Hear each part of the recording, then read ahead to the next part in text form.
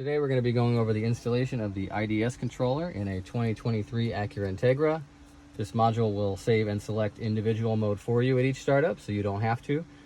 You can reach down and change the dynamic mode at any time you want. It doesn't matter, it won't block you from doing that. It just puts the vehicle in individual mode at each startup.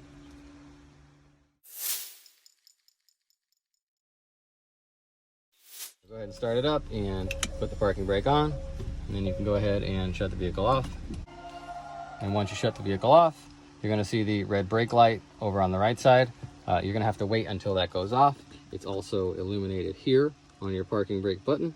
We're just going to wait for that to completely power off. That way we can start our installation. So after about 30 seconds, the light has gone off. The red brake has gone off from the dash. Most of all the CVT transmissions will all be the exact same install. If you have a manual transmission, you will either need to remove the shift knob, or you can lift this panel up and fold it over instead of taking the whole shifter and boot assembly off. There is also on the manuals a way to take this trim off, but on the CVTs, just this boot we're going to need to take up.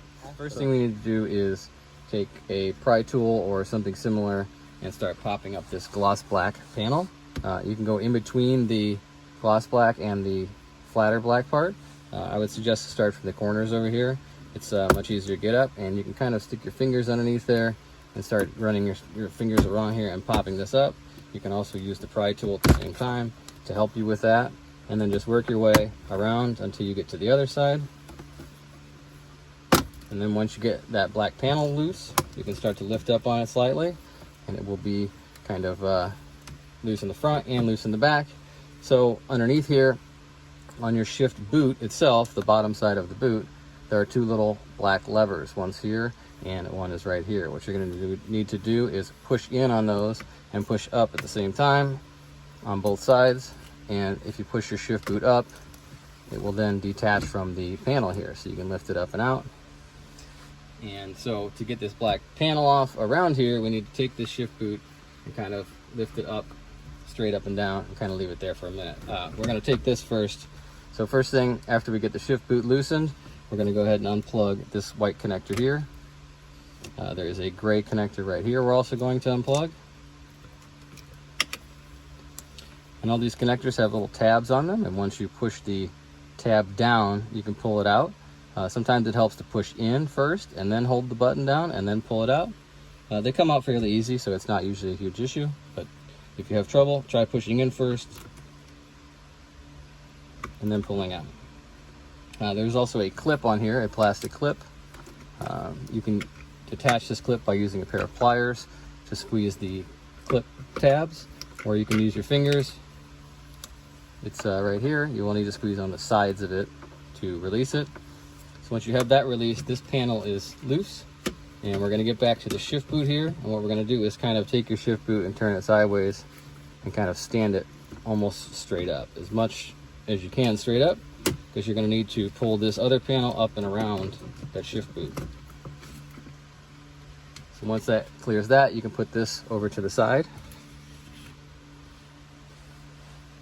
And the next thing we're going to need to do is remove the side trim panel here. This corner down here, and we can grab this panel and pull up on it. It's just the leather part right here. You'll grab and you pull up, and it'll detach from this corner, and then you can start pulling it toward you. Work your way around the glove box here, and then over to the dash vent where the final tab is.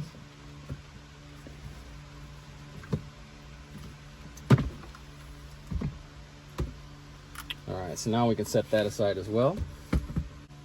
All right, next thing we're going to do is get at a screw that's all the way up in this corner here. I'm going to try and zoom in if I can. It will be in the upper part of your screen. We are looking for the screw that is right back here. It's a Phillips headed screw. It's got a black color to it. It should be the only screw up there, so it should be easy to find. So we're going to go ahead and remove that screw.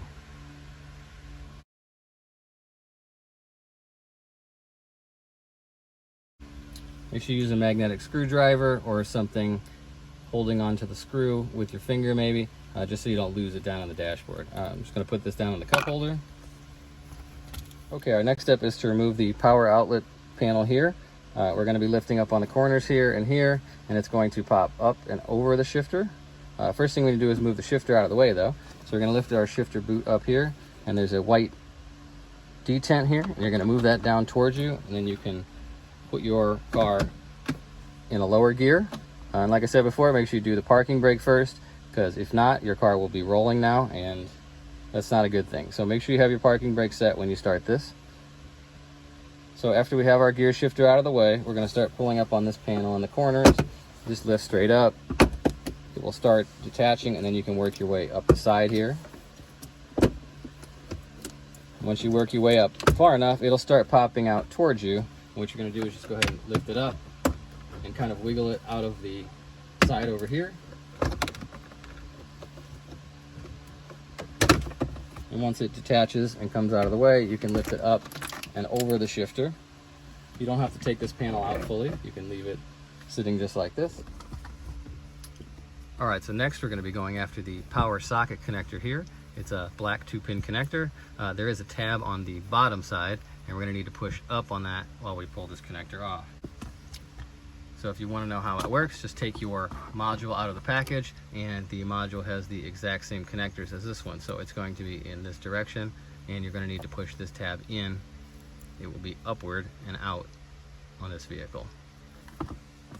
Okay, so while you're holding the tab down, you're going to be pulling it out, and you're going to kind of wiggle it back and forth while you're pulling it out.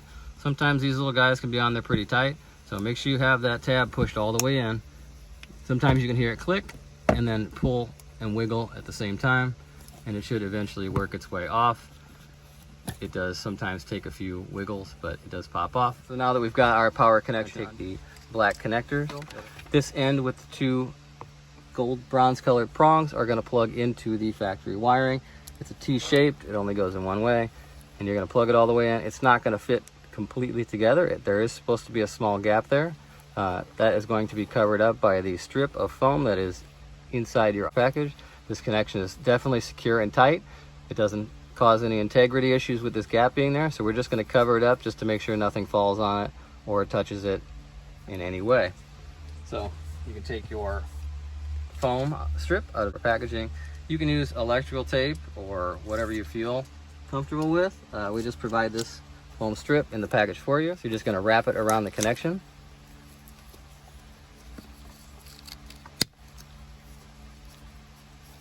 Once that's wrapped up, you're going to take the other end of the black connector, and you're going to plug that back into your factory power outlet. Once again, it's a T-shape, so it only goes on one way, and you're just going to go ahead and plug that all the way back in. So now that we've got our power wires connected, we're going to go ahead and run the module down underneath by the shifter so we can put our trim panel back over the top of it. And what we're going to do is take our trim panel and start laying it back in the general area where it needs to go. We've got our panel in place. We're going to go ahead and start putting this panel back in here. So we're going to take the back side and go down and in, and make sure you have on the sides over on the back side, there are two clips that are on the side that you want to make sure you get in. The clips I'm referring to are these corner ones down here. There's one right here, one right there.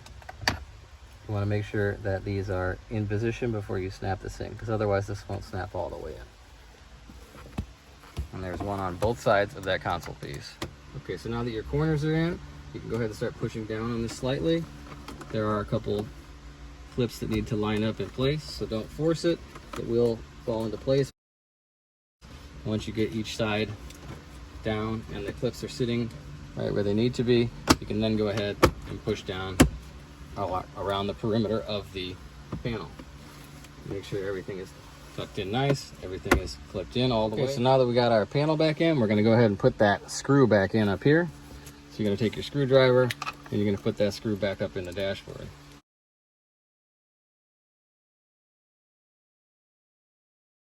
Okay, next we're going to move our shifter back into park. Okay, we're all the way back into park, and we're going to take our shifter boot and lift it up and over again on the shift knob. And we're going to take our black gloss panel here, and we're going to lay that over the shifter itself. And once we get it most of the way on, you can take your shift boot and pop it up and out, and you can leave that loose for now. All right, so now we can lift our panel up and get our module out from under here. You take our module and you can plug the first white connector from the module into the idle stop off drive mode switch right there. And then you can take the other end and plug it into the factory wire that came out of there. Do this one right here. Okay, so now your module is connected. You can also take your module and zip tie it up to this harness here. That way it doesn't rattle or hang around. If you have a manual, you definitely want to make sure it's clear of the shifter. This one's a CVT, so we don't have to worry about that. But the next thing we're going to do after getting that one connected and the other one connected for the module, we're going to plug our clip back in to our panel here. And then we're going to take this connector here for the shift light. And we're going to plug that in, and then we're going to plug the electric parking brake back in as well. Okay, so now we've got all of those connections made and back together. So now we can take our gloss black panel and kind of put it in place. It will kind of rest in a nice spot where it feels like it should go. And then once you get it in that nice spot, you can just start pushing down around the perimeter and making sure it snaps back in.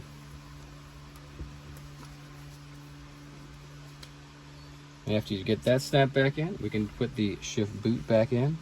And this one I like to put the front part of it in first and then the back part. So if you push it down in here, and they're just those little snap clips. So once you get it down in the right spot, and once again, you don't have to force it. It will just go right down in the hole and it will pop in. It might take a little bit of wiggling, but it will go sit right back in its spot. And then you can push your boot down with your hand.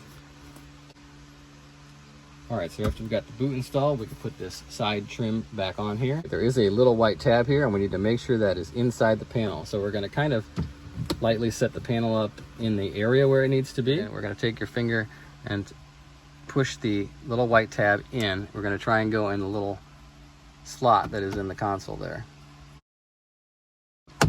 It will kind of go down just a little bit more. So once that's in, we can start taking this panel and pushing it forward. And we can work our way all the way down and push in all the way till the end. So now that panel is in and flush. That one's done. All right, so now that we've got our IDS controller installed, we can start the vehicle up and test it. And after about 5 to 7 seconds, your drive mode should automatically change to individual mode. It's going to be in the bottom screen right below the speedometer. And there it goes right there. You can reach down, you can change the drive mode at any time. It just will automatically, even if you leave it in normal mode at the next startup, when you go start the vehicle back up, it will wait about 5 to 7 seconds again, and it will go back into individual mode. So that is what the IDS controller does, and we hope you enjoy it. Thanks for watching.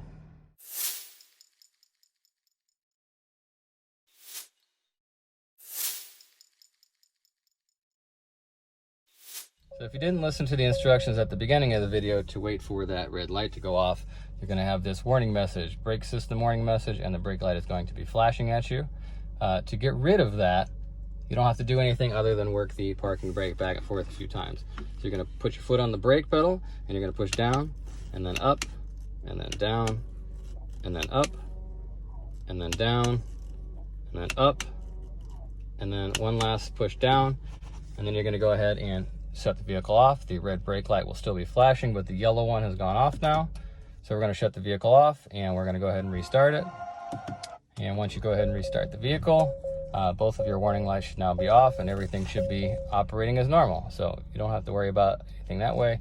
It's not going to damage anything. You just have to reset the parking brake so it learns its limits back again.